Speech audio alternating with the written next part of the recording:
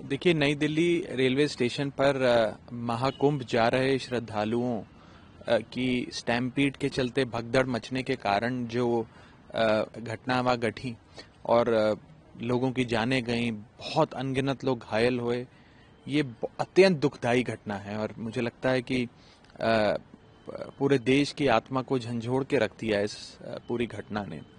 मैं सबसे पहले तो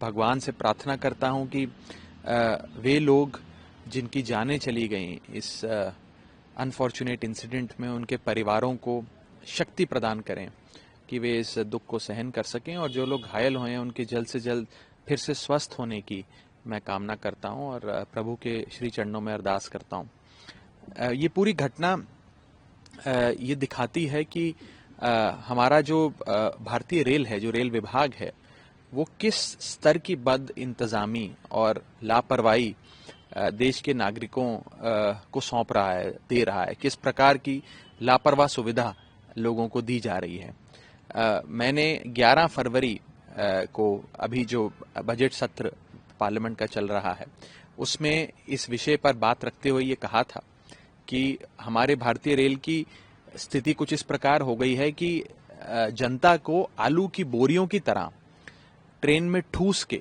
लाद के भेजा जाता है, और कहीं ट्रेन में शौचालय में भी अगर बैठने की जगह, आपको खड़े होने की जगह मिल जाती है तो यात्री अपने आप को भाग्यशाली समझता है। और हमारे इस देश का भोला भाला आदमी को भेड़ बकरियों की तरह ही लाद कर रेलवे स्टेशन पर, ट्रेन के डब्बों में चढ़ाया जाता है। और ये पूरी एक अव्यवस्था और लापरवाही जो बन चुकी है, हर रेलवे स्टेशन पर इसी प्रकार के कुछ दृश्य आपको नजर आएंगे। ये बहुत चिंताजनक है। और खास तौर पे महाकुंभ से संबंधित विषय पे बात करते हुए मैंने संसद भवन में बात रखी थी कि प्रयागराज और उसके आसपास के कई सारे रेलवे स्टेशंस को क्राउड मैनेजमेंट ना करने की वजह से, ना ठीक से होने की वजह से भारतीय रेल को बंद कर देना पड़ा।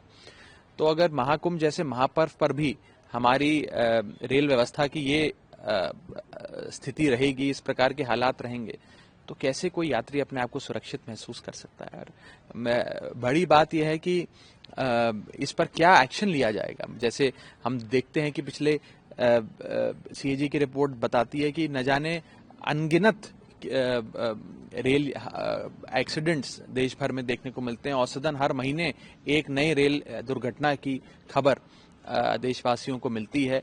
तो उसमें कितनी अकाउंटेबिलिटी फिक्स करी जाती है, कितनी रिस्पॉन्सिबिलिटी फिक्स करी जाती है, किसके खिलाफ एक्शन लिया जाता है इस लापरवाही और बद इंतजामी के चलते। तो इन सारे विषयों पर मुझे लगता है कि सरकार को गंभीरता से सोचना चाहिए, कार्रवाई करनी चाहिए। और जो ये घटना घटी है, परमात्मा उन परिवारों को शक्ति दे, साहस दे, और सरकार कम से कम अब ये सुनिश्चित करे कि इस प्रकार की कोई भी घटना देश भर में ना घटे। हाँ सर, 10 लाख के कंपनसेशन देने की बात की गई है। वहीं बाद में ये भी चीज़ कही गई कि जब ये घटना हो गई उसके बाद 4 स्पेशल ट्रेनें लगाई गई क्राउड कंट्रोल के लिए। तो ये कहें टू लिटिल टू लेट।